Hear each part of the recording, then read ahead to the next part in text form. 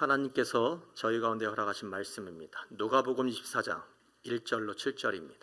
안식 후 첫날 새벽에 이 여자들이 그 준비한 향품을 가지고 무덤에 가서 돌이 무덤에서 굴려 옮겨진 것을 보고 들어가니 주 예수의 시체가 보이지 아니하더라. 이로 인하여 근심할 때에 문득 찬란한 옷을 입은 두 사람이 곁에 섰는지라. 여자들이 두려워 얼굴을 땅에 대니 두 사람이 이르되 어찌하여 살아있는 자를 죽은 자 가운데서 찾느냐. 여기 계시지 않고 살아나셨느니라. 갈릴리에 계실 때 너희에게 어떻게 말씀하셨는지를 기억하라. 이르시기를 인자가 죄인의 손에 넘겨져 십자가에 못 박히고 제3일에 다시 살아나야 하리라 하셨느니라 한데. 아멘. 사랑하는 성도 여러분, 우리 예수님께서 부활하셨습니다. 부활은 단지 시간의 경과가 아닙니다. 그것은 인간이 마주한 가장 깊고 어두운 실패, 절망과 죽음을 넘어 우리 아버지 하나님께서 여신 새로운 세계에 대한 질서입니다. 십자가의 죽음 앞에서 무너졌던 희망이 무덤 속에서 다시 되살아나는 것, 그것이 바로 부활입니다. 예수님께서는 고난의 길을 홀로 걸으셨습니다. 그 길은 사람들로부터 철저히 외면당하고 오해받고 조롱받고 마침내 십자가에서 숨을 거두는 그러한 길이었습니다. 그러나 하나님께서는 그 길 끝에 부활을 예비해 두셨습니다. 오늘 이 부활은 우리에게 어떠한 의미가 있습니까? 죽음과 같았던 그 시간, 방황의 끝 언저리에서 갈 길 몰라 이리저리 헤매이고 있었던 절망 속에서 흩어졌던 우리네 인생이 오늘 하나님께서 너희의 인생 중에 부활로 살아남의 소성함을 입는 은혜를 입었다 하는 오늘 그 귀한 은혜를 체험하는 바로 그 시간이 저와 여러분 가운데 부활일 줄 믿습니다. 십자가는 여러분 로마 제국이 가지고 있는 가장 무서운 사형 형벌 중에 하나라고 이야기를 했습니다. 굴욕과 처령, 실패의 끝을 상징하는 것이 바로 이 십자가의 죽음입니다. 예수님께서는 그곳에서 나는 다 이루었다 라고 외치시며 죽음을 맞이하셨습니다. 그러므로 죽음은 패배가 아닙니다. 오늘 죽음은 승리의 시작이요 서막입니다. 우리가 보기에 끝이었던 그 자리가 하나님 보시기에는 구원의 시작점이다라고 하는 사실을 꼭 기억하시길 바랍니다. 우리 주님 예수 그리스도의 죽음은 우리를 위한 완전한 그의 희생의 시작이었고 그 희생으로 말미암아 저와 여러분 가운데 또한 온 인류와 우주 가운데에 구원의 길이 열렸습니다. 여러분, 19세기 프랑스 조각가 까미오 클로델이라고 하는 여자 조각가가 있었다고 합니다. 그 여자 조각가의 남자친구가 바로 로댕이죠. 로댕에 생각하는 사람 굉장히 여러분 유명하잖아요. 동시대 최고의 조각가로 불릴 만한 재능이 그 여자에게 있었는데 그러나 그 까미오 클로델은 배신과 고립 또 정신병원 수감이라고 하는 엄청난 인생을 살았어요. 그래서 그녀의 인생은 역사 속에서 사라졌습니다. 그런데 어느 날 프랑스 한 평론가의 회고에서 시작된 그녀를 향한 재조명이 시작이 되었어요. 수십 년 후 프랑스 전역에서 그녀의 조각들을 되살려내는 움직임들이 있었다고 합니다. 사람은 잊혀져 가도 여러분 진짜 가치는 이렇게 부활되는 것입니다. 진실한 하나님의 아들이신 예수님의 권위와 능력도 사람들의 침묵 속에 거짓 속에 배반 속에 잊혀져 가는 것 같았지만 우리 앞에 나타난 그 사건이 바로 부활이라는 것입니다. 사랑하는 여러분, 오늘 여러분의 삶이 겉으로 볼 때는 드러나지 않는 것 같은 삶의 나락으로 내팽겨쳐질 수 있어요. 그러나 하나님은 오늘 그 안에서 우리의 심령 가운데 그리스도를 향한 믿음이 있으니 진짜 가치로 되살려내어서 여러분의 인생 속에 이 역사 속에 다시 예수의 이름으로 나음을 얻게 되는 역사로 모두를 이끌어 줄 줄 믿습니다. 그런데 여러분, 우리의 삶에 이 부활의 역사가 있기 위하여서는 예수 그리스도의 삶을 우리가 조명을 해보는데 마지막 십자가 위에서 예수님께서 어떻게 돌아가셨는지 한번 조명해 볼 필요가 있어요. 예수님은 십자가 위에서 여러분 이렇게 기도하셨습니다. 아버지, 저들을 사하여 주옵소서. 자기들이 하는 것을 알지 못함이다. 오늘 이 기도는 인류의 역사 전체를 바꾸는 기도였습니다. 그 기도는 가장 잔인한 배신자들을 위한 기도였습니다. 심지어 모욕하고 침 뱉는 자들을 위한 기도이기도 하였습니다. 옷을 제비 뽑는 아무것도 모르는 무지한 자들을 위한 기도였습니다. 칼을 휘두르기는 하였지만 결정적인 순간에 침묵했던 제자들을 향한 기도이기도 했습니다. 바로 우리 예수님은 그러한 모든 사람들의 죄를 위하여 용서를 하나님 아버지 앞에 간구하셨습니다. 여러분, 예전에 르완다라고 하는 곳에 내전이 있었어요. 그 내전에서 수없이 많은 사람들이 죽임을 당했습니다. 한두 사람도 아닌 수백만 명이 르완다 내전에서 죽음을 당하게 되었어요.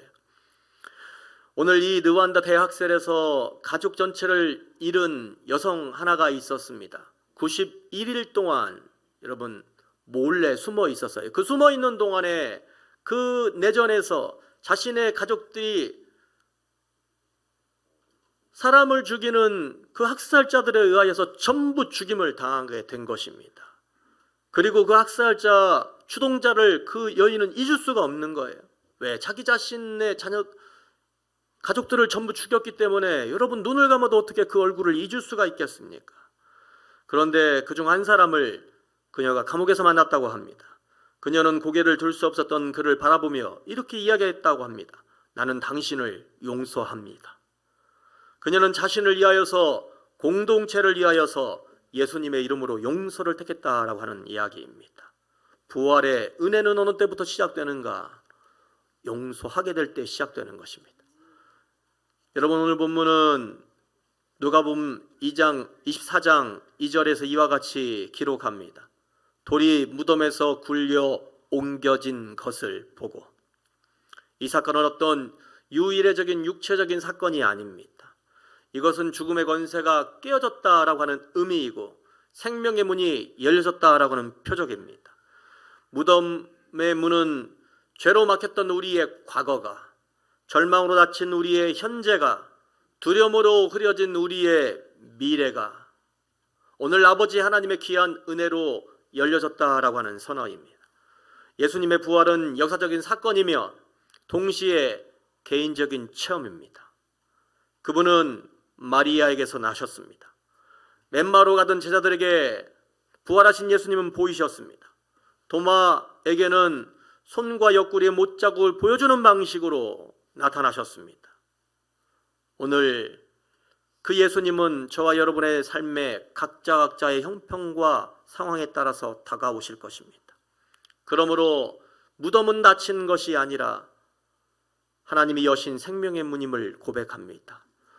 오늘 여러분 말씀이 여러분 앞에 선포될 때에 이 말씀 전체가 아니지만 구절 한 구절 한 구절 매번 내 인생과 내 삶의 궤적과 경험이 여러분 맞닥뜨리게 되어서 그 말씀 한 절 한 절이 여러분의 심령 가운데 녹아내려지게 되고 오늘 그 말씀 한 절이 오늘 절망과 어둠 속에 있는 여러분의 삶을 부활의 문으로 인도하는 귀한 시간이 되시기를 예수님의 이름으로 축원합니다. 사랑하는 성도 여러분, 그래서 예수님의 부활은 예수님 한 분만의 일이 아닙니다. 그 부활은 우리를 위한 약속이며 우리 안에 살아 역사하시는 성령님의 능력임을 고백합니다. 오늘날 여전히 이 세상에 많은 사람들은 죽음과 같은 시간을 살아갑니다. 깨어지는 관계에 고통이 있습니까? 이해받지 못하는 외로움이 있습니다. 끝이 보이지 않는 병이 있습니다. 회복되지 아니하는 마음의 상처가 있습니다. 그러나 오늘 다시 선포합니다. 그는 여기 계시지 않고 살아나셨느니라. 할렐루야. 어찌하여 산자를 죽은 자 가운데서 샀느냐.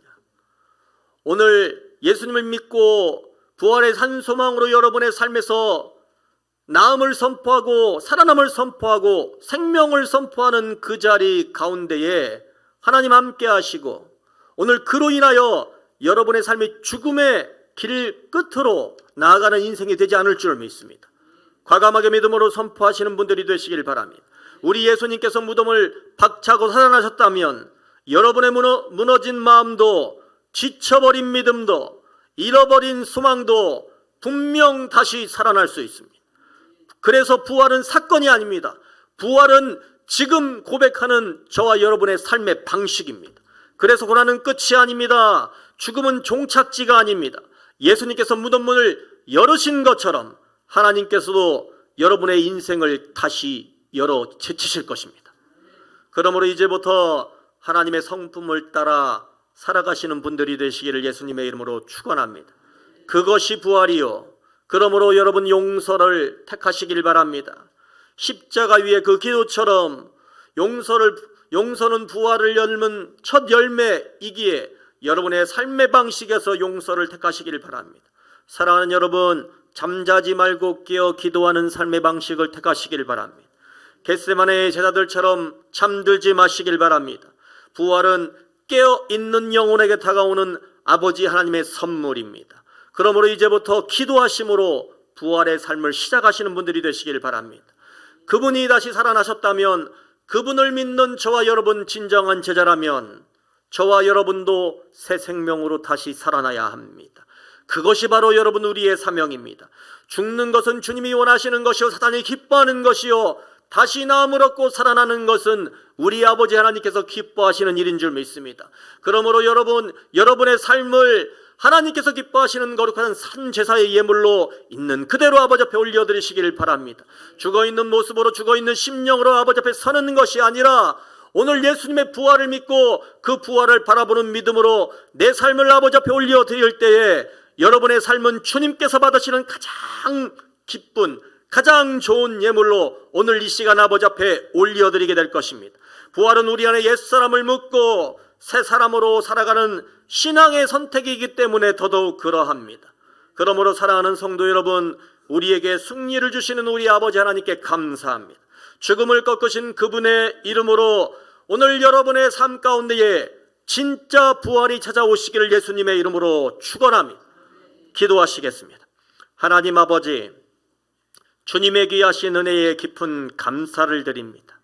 우리 아버지 하나님, 오늘 부활의 산 소망을 가지고 저들의 인생을 살아가기로 작정하는 거룩한 종들을 우리 주님께서 친히 축복하여 주시기를 원합니다.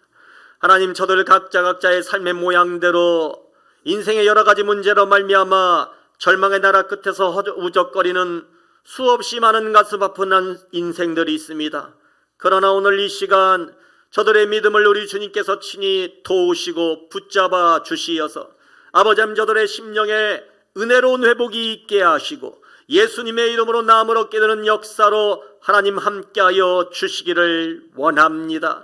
오늘 우리의 삶에서 우리 아버지 하나님을 붙잡고 우리 예수님의 이름을 붙잡고 나음을 향하여 나아가기를 주여 간절히 소원합니다. 오늘의 이 귀한 고백이 나의 인생의 가장 큰 사명이 될 수 있도록 아버지 역사하여 주시옵소서. 예수님의 이름으로 간절히 기도하옵나이다. 아멘.